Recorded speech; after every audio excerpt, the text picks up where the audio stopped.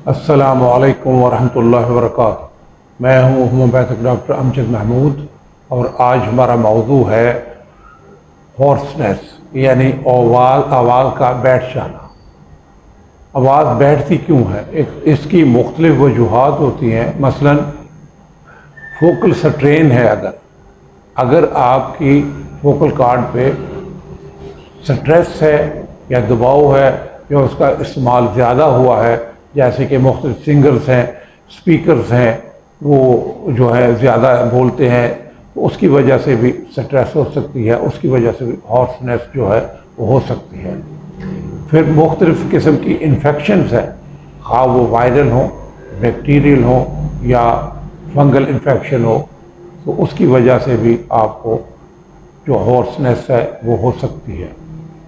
फिर मुख्तलिफ एलर्जीज है, उसकी वजह से भी आपका गला जो है वो बैठ सकता है, आवाज़ बैठ सकती है। फिर इस रिफ्लेक्स है, जर्ड जो है, जो जिसमें तजाबियत है मैदे से ऊपर गले की तरफ आती है, तो उसकी वजह से भी जो हॉर्सनेस है वो हो सकती है।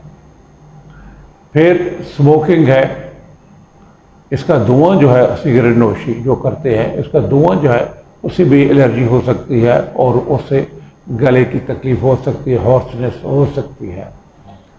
मुख्तलिफ इन्वायरमेंटल जो है पोल्यूशंस है, मसलन उसकी वजह से भी बाज़ केमिकल हैं, उनकी स्मेल से, उनकी पोल्यूशन से भी गला जो है वो उसकी हॉर्सनेस हो सकती है।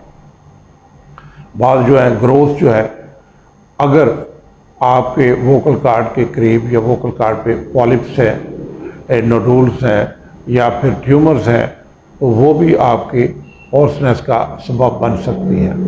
फिर न्यूरोलॉजिकल प्रॉब्लम है, एसाब का मसला हो, अगर जैसे किसी को राशा है तो उसकी वजह से भी हॉर्सनेस हो सकती है। अब आते हैं कि होम्योपैथिक में इसका ट्रीटमेंट क्या है।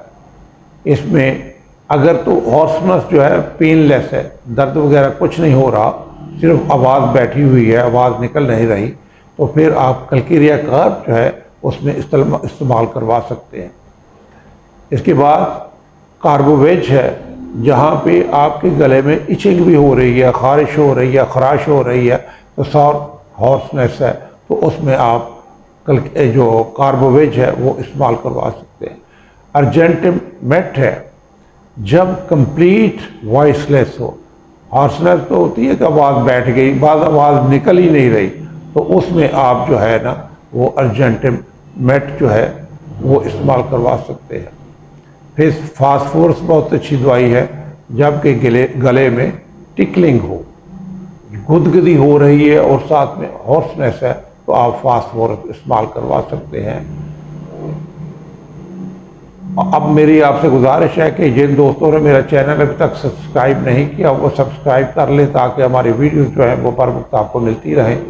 और ये वीडियो जो है ये नए होम्योपैथिक डॉक्टर्स के लिए या स्टूडेंट्स के लिए हैं। आम लोग जो हैं वो सेल्फ मेडिकेशन से इज्तनाब करें, वो सेल्फ मेडिकेशन ना करें, बल्कि अपने किसी होम्योपैथिक डॉक्टर से मशवरे के बाद जो है वो अद्वियात इस्तेमाल करें। शुक्रिया।